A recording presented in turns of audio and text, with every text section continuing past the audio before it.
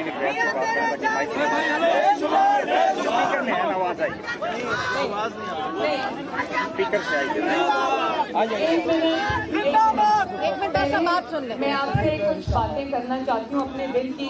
वादा करें कि खामोशी से सुनेंगे ताकि हम और आप कोई दिल की बातें कर लें, ठीक है? बैठ जाएं। तो मेरे भाइयों अगर बैठ सकते हो तो बैठ जाओ।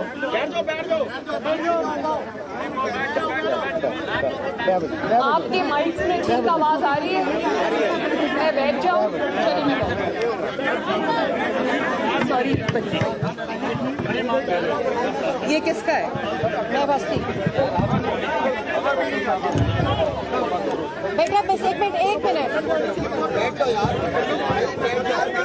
मोबाइल नीचे करना बैठ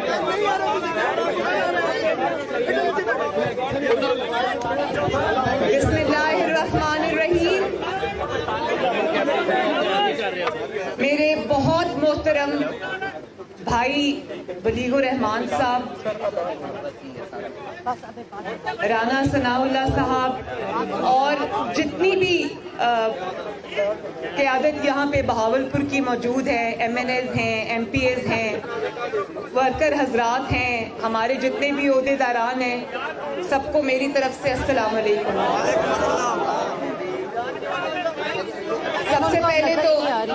सबसे पहले तो मैं एक दफ़ा फिर दिली अफसोस का इजहार करना चाहती हूँ। बहुत बड़ा सानिया गुजरा है मेरे भाई के साथ। उनकी ज़ौजा इस दुनिया से चली गई। उनका एक बहुत ही मासूम सा बेटा फसीउर रहमान इस दुनिया से चला गया। औलाद का दुख अल्लाह ताला कभी किसी के माँ बाप को ना दुखाए और अल्लाह ताला जो मरहूमीन है अल्लाह ताला उनको जन्नतुल फिरदौस में आला मकाम अता फरमाए, उनकी बख्शिश फरमाए और बलीगुर रहमान साहब को और उनके सारे ख़ानदान के अफराद को अल्लाह ताला सब्र जमील अता फरमाए और सब की औलादों को अल्लाह ताला हर गम से हर मुसीबत से महफूज रखे। मैं यहाँ पर अपने भाई के पास तो आई हूँ, ये मेरे भाई हैं, मैं इनको भाई कह के बुलाती हूँ, लेकिन मैं यहाँ आज मियाँ साहब की नुमाइंदगी भी कर रही हूँ। मियाँ साहब अगर खुद आ सकते होते तो वो ज़रूर आते। जितना वो मैंने उनको रंजीदा देखा इस सानहे के ऊपर, उन्होंने बलीग भाई को फ़ोन किया। अभी ये जाए हादसा पे पहुँचे नहीं थे, लेकिन मियाँ साहब ने फ़ोन किया और उसके फ़ोन के बाद वो और ज़्यादा रंजीदा हो गए। उन्होंने कहा बलीग रो रहा था, मुझसे बर्दाश्त नहीं हुआ और उन्होंने मुझे जेल से खाने के साथ 2-3 पर्चियाँ लिख के भिजवाई कि बलीग को मेरी तरफ से ये कहना, बहावलपुर में मेरी तरफ से ये मैसेज देना कि मेरा दिल बलीग के साथ है। मेरा दिल जो है वो इस चीज़ पे बहुत गमज़दा है, अफसरदा है। अल्लाह ताला दरजात बुलंद फरमाए जो दुनिया से चले गए हैं।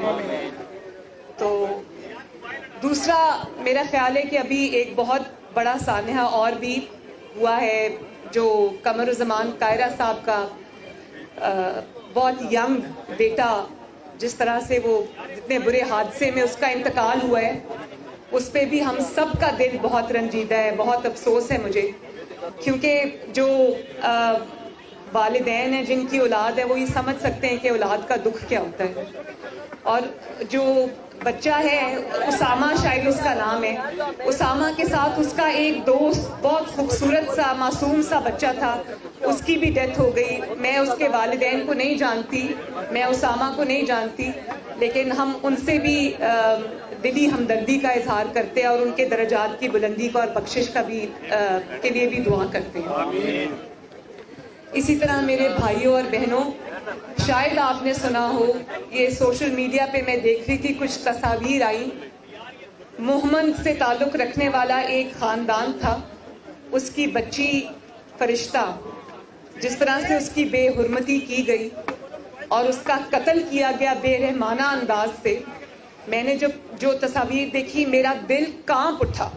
मेरी अपनी 2 बेटियां हैं और मुझे मैं खुद किसी की बेटी हूँ, मुझे एहसास है कि ये कितना बड़ा दुख था। और आप ये देखो, इस्लामाबाद में उसका वालिद कोई मजदूरी करता है या काम करता है, मैं नहीं जानती वो कौन लोग हैं, मगर जब वो बच्ची درندگی کا نشانہ بنی. اس کے بعد کوئی ہسپتال اس کی جو پوسٹ مارٹم کرنے کو تیار نہیں تھا, کسی تھانے نے اس کی رپورٹ درج نہیں کی.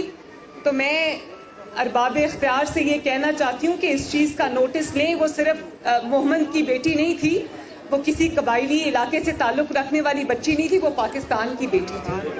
اور جو لوگ بیٹیوں والے ہیں وہ اس چیز کا احساس کرتے ہیں. اور میں اپنے جو قبائل, محمد قبائل کے جتنے بھی بہن بھائی ہیں, ان سے میں ہمدردی کا بھی اظہار کرتی ہوں, اور میں ان کے ساتھ اس دکھ کی گھڑی میں کھڑی ہوں. اور انشاءاللہ تعالی ہم اس کے لیے, فرشتہ کے لیے آواز بھی اٹھائیں گے. اللہ تعالیٰ اس کے ماں باپ کو بھی صبر عطا فرمائے. اور یہ تو میرے بھائیوں بہنوں, یہ وہ والے سانحات ہیں جو انفرادی بھی ہیں, جن کا تعلق ایک خاندان سے ہے. لیکن ایک سانحہ پاکستان کے ساتھ ایسا بھی ہوا ہے جس سے 22 کروڑ عوام چکی میں پس گئے ہیں. یہ حکومت جو آئی ہے, نہ لائقوں کی نہ اہلوں کی, یہ بھی غریب عوام کے لیے کسی سانحے سے کم نہیں ہے.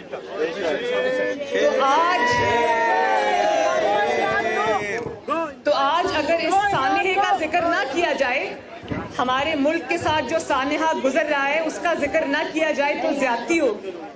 مجھے بتائیں, میرے بہن بھائی یہاں پر کھڑے ہیں, روز صبح جب اٹھتے ہیں تو کیا خبر سنتے ہیں؟ 10 مہینے ہو گئے میرے بھائیوں بہنوں, بہاولپور کے میرے بھائیوں بہنوں, 10 مہینے ہو گئے, ایک اچھی خبر سنی پاکستان کے بارے میں؟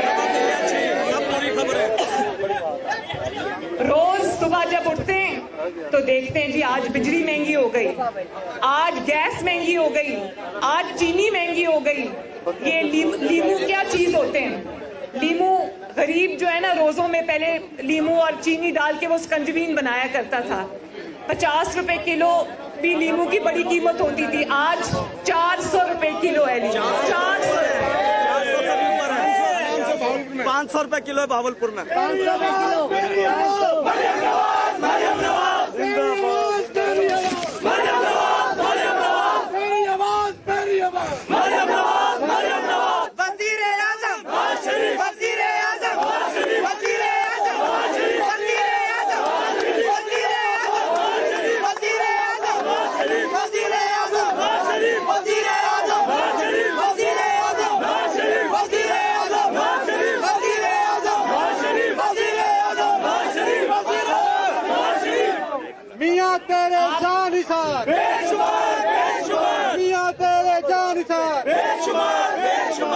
اور آپ جانتے ہیں جب بجلی کا اور گیس کا بل آتا ہے, گیس کی قیمتوں میں پچھلے چند ماہ میں 140% اضافہ ہوا ہے. بجلی کی قیمتیں دیکھو کہاں سے کہاں پہنچ گئی ہیں. مجھے ایک عورت ملی, بھائیوں ذرا سنیں, مجھے ایک عورت ملی, غریب عورت تھی. اس نے کہا میں کپڑے دھوتی ہوں لوگوں کے گھروں میں, 20,000 روپیہ کما لیتی ہوں مختلف گھروں میں کپڑے دھو کے. کہنے لگی کہ میرا بل جو ہے اس دفعہ بجلی کا وہ 25,000 روپیہ آیا ہے. 20,000 اس کی تنخواہ ہے, ایک کمرہ ہے, پنکھا ہے شاید, اور کوئی 2-3 لائٹس ہوں گی. کہتی ہے کہ مجھے 25,000 روپیہ بل آیا ہے, تو باجی ہم بل دیں, کھانا کھائیں, دوائیاں خریدیں, بچوں کی فیسیں دیں, یا کیا کریں؟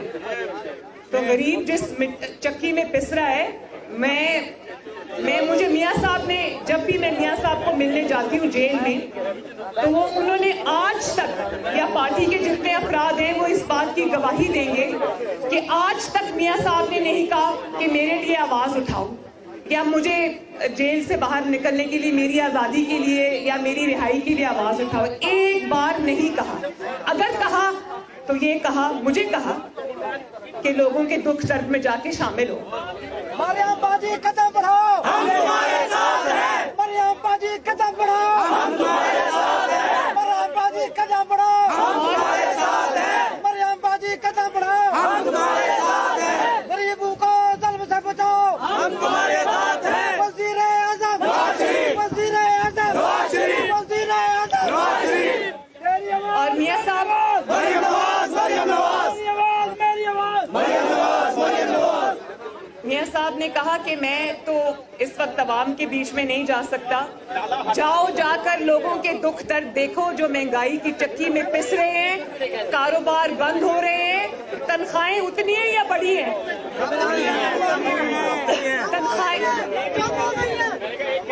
تنخواہیں کم ہو گئی ہیں اور خرچے ڈبل ہو گئے ہیں گھروں کے. گھروں میں لڑائیاں ہو رہی ہیں, خاوند بیوی سے لڑ رہے, بیوی خاوند سے لڑ رہی ہے, کسی کے گھر میں دوائی کے لیے پیسے نہیں ہیں, کسی کے گھر میں بجلی کا بل دینے کے لیے پیسے نہیں ہیں. میں ایک دکان کی تصویر میں نے دیکھی, دکان کے اوپر ایک بڑا سا بینر لگا ہوا تھا, اس میں لکھا ہوا تھا کہ دوائیوں کی قیمتوں میں حالیہ اضافے کے بعد یہاں پہ دوائیاں چیزیں گروی رکھ کے بھی دی جائیں گی.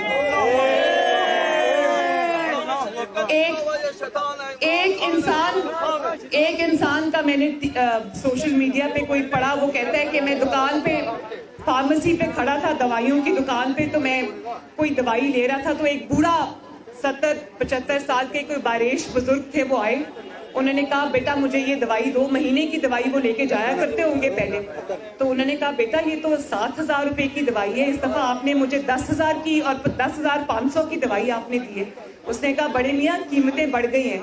کہتے بیٹا کچھ رحم کرو, میرا بیٹا میرا خرچہ اٹھاتا ہے, میں کس منہ سے جا کے اس کے آگے ہاتھ پھیلاؤں کہ میری دوائیوں کی قیمت بڑھ گئی ہے تو میری جو مہینہ کا وظیفہ مجھے ملتا ہے وہ زیادہ کر دو. بیٹا میں اپنے بیٹے کے آگے ہاتھ نہیں پھیلا سکتا, تم ہی کچھ کم کر دو قیمت. تو یہ جو مشکلات ہیں, جب سے میاں صاحب کو بند کیا اور پھر ڈالر کی قیمت دیکھ رہے ہو نا, یہ جو نالائق اعظم ہے, اس کو میں وزیر اعظم نہیں کہتی,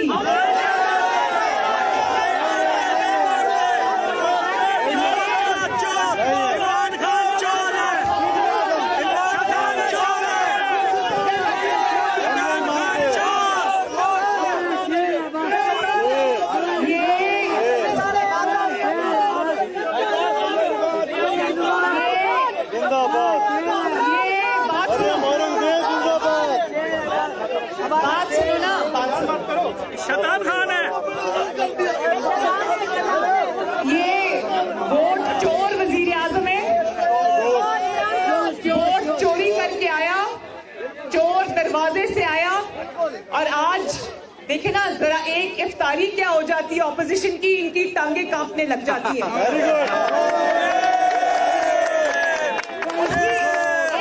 اس کی وجہ کیا ہے؟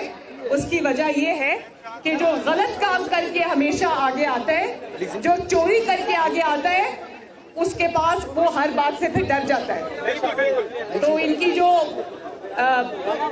جو کپکپاہٹ ہے نا, اور ان کی جو خوف ہے وہ نظر آ رہا ہے.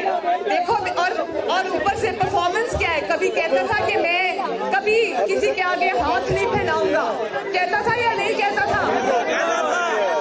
نالائق اعظم کہتا تھا نا میں کسی کے آگے ہاتھ نہیں پھیلاؤں گا, میں ہاتھ نہیں پھیلاؤں گا, خودکشی کروں گا.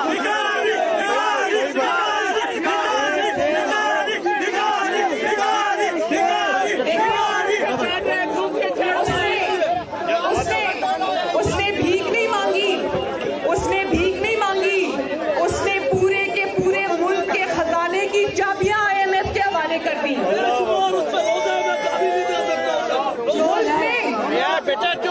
ملک میں بھائی بات تو سنو نا, بات سنو, پھر مجھے چیخنا پڑتا ہے.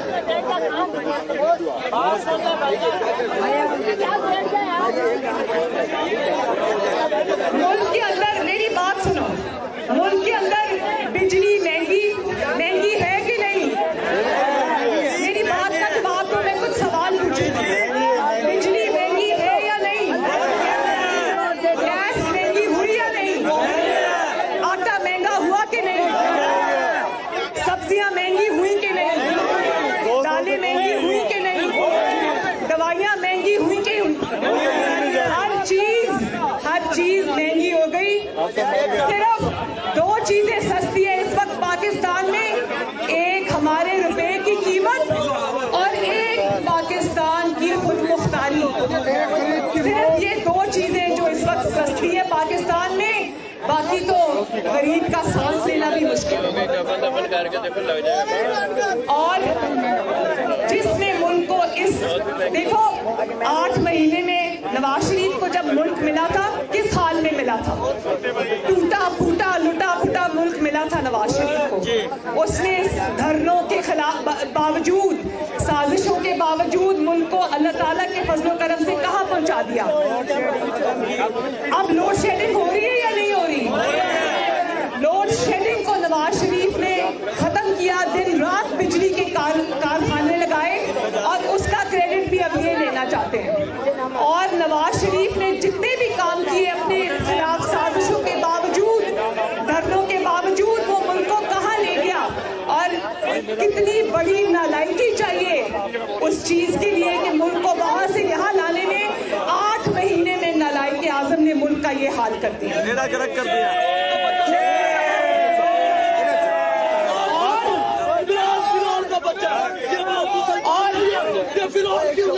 بیٹا گالی نہیں. اور ایک اور بات بتاؤں, لوگ کہتے ہیں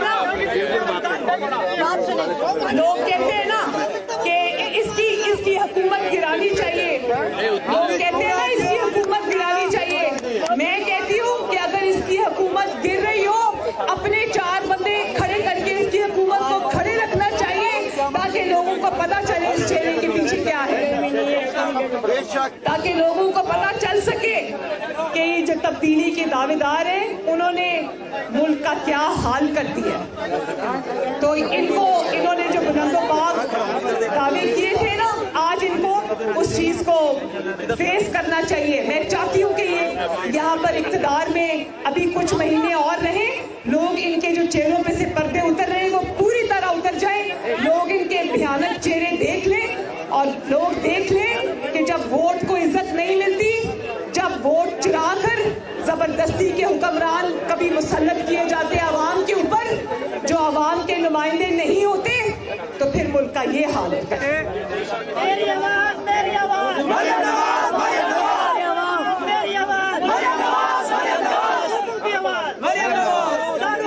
اور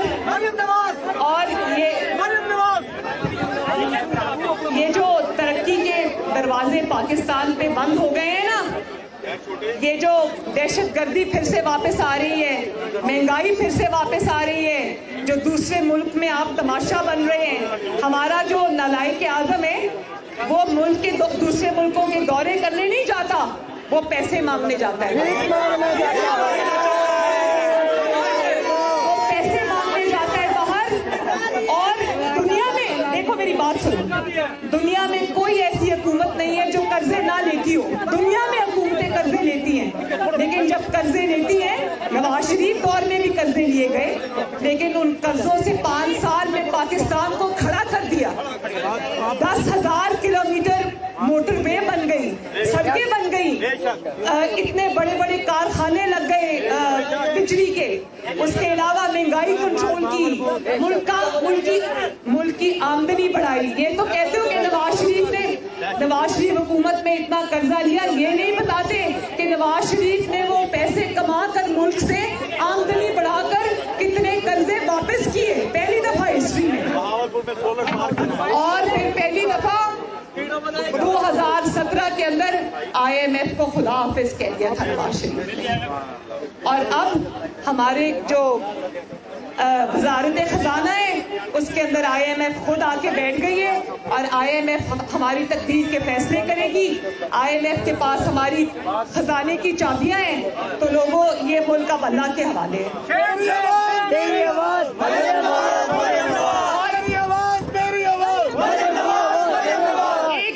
ایک بات میں میاں صاحب کے حکم کے مطابق میں اپنے عوام کے ساتھ کھڑی ہوں.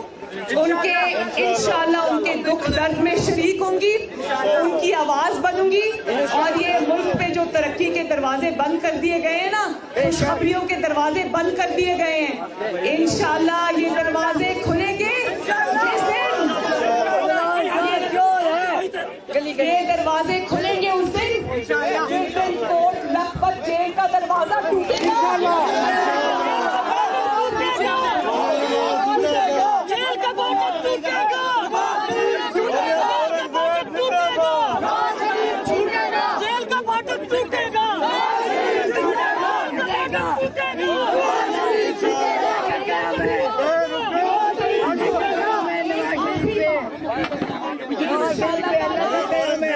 जिंदाबाद आप तो नहीं करते यार। बड़े